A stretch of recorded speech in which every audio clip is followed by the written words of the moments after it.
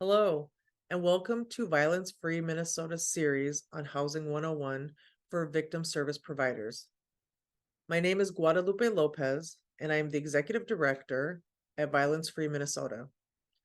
We are very excited to have you join us for this series on housing and domestic violence. We hope to engage you in conversations about housing systems and the barriers faced by survivors of domestic violence, and by the victim service providers who work with them as they try to navigate those systems.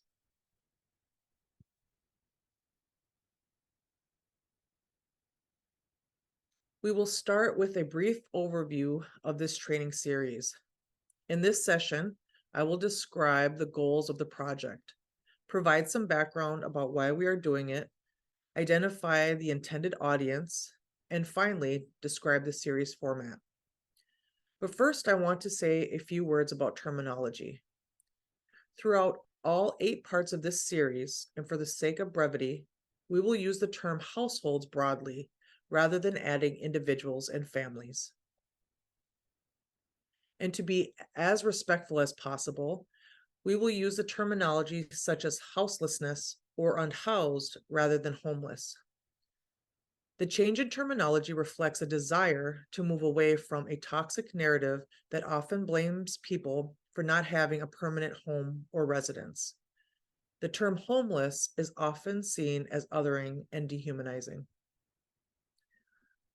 Also, a lot of this information in this training series has been pulled directly from publicly available resources for individual sessions, which will be noted in our resource page for the series on our website.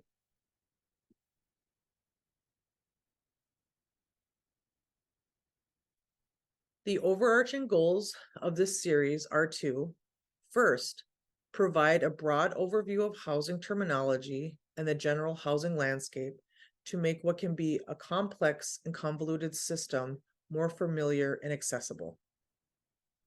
Second, we hope to stimulate conversations and action within victim service provider agencies and among stakeholders to increase housing-related programming for survivors, to create survivor-centered, trauma-informed, and culturally responsive housing options for survivors, to undo and repair inequalities that have been created and continue in housing systems, and to end housing instability and houselessness for all Minnesotans.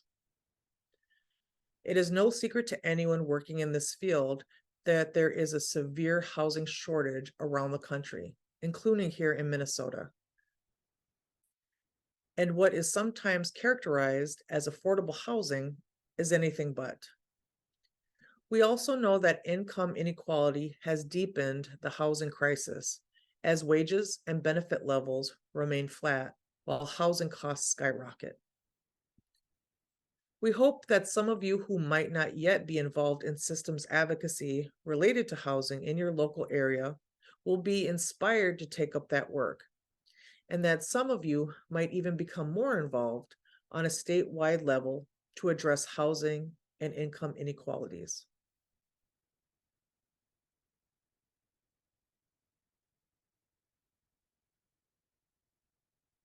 This series came about as a result of conversations that Violence Free Minnesota conducted with victim service providers, or VSPs, and housing stakeholders related to confidentiality and technology issues in the housing context. Throughout our conversation, the consistent feedback from VSPs was that there is a need for foundational information about housing systems for them to be able to fully participate in these conversations. The VSPs were also keenly aware of the housing mechanism that has developed in recent years was not designated or designed for the needs of survivors in mind, and that there is a need for systems change advocacy. VFMN developed this series in response to this feedback. Confidentiality issues are at the core of this series, but it also includes several sessions that provide foundational information about housing systems, stakeholders, and programming to help give context for the confidentiality discussions. We'll have one session specifically dedicated to survivor confidentiality, and you will find this important issue referenced throughout the series.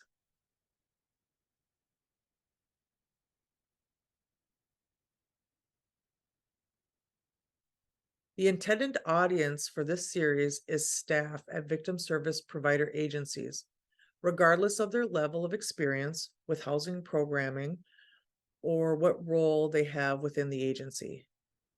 Some of the sessions will be more relevant to, for example, an advocate as opposed to an agency administrator or agency head. We will do our best to identify that for you when it applies. The series can also be a resource for anyone interested in growing or improving housing access for survivors of domestic violence.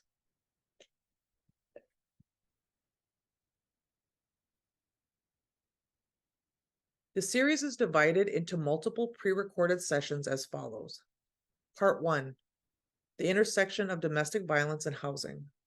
Part 2, addresses affordable housing models. Part 3 is about housing programs in Minnesota. Part 4 provides an overview of the continuum of care. Part 5 discusses continuum of care program funding. Part 6 addresses survivor confidentiality as relationship to housing system. Part 7 on comparable database describing data collection requirements for victim service providers. And Part 8 orients us to the coordinated entry process. We believe that all 8 of these sessions will be of interest and relevance to anyone working in this field.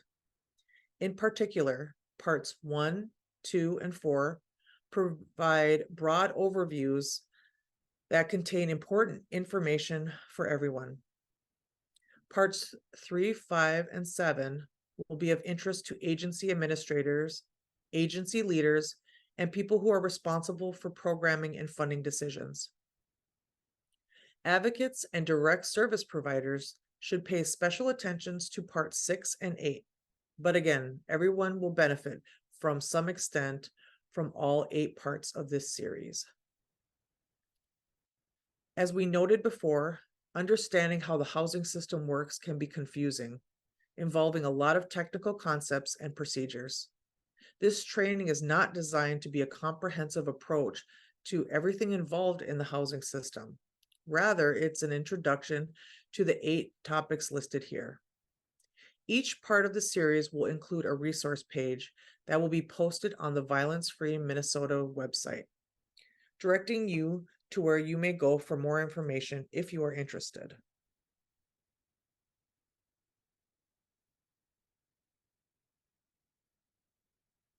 Finally, in closing, we want to express our deep gratitude to everyone who participated in the creation of this training series. A special thanks to Ann Applebaum, who provided the momentum and much of the information you will learn about. For a complete list of everyone who participated, please see the attached resource page. Thank you for joining us for this series and for all that you do. Thank you for your time, which we know is precious and scarce. Thank you for your care, your thoughtfulness, and your advocacy. And thank you for taking steps to create a community where everyone has a safe, stable, and permanent place to call home.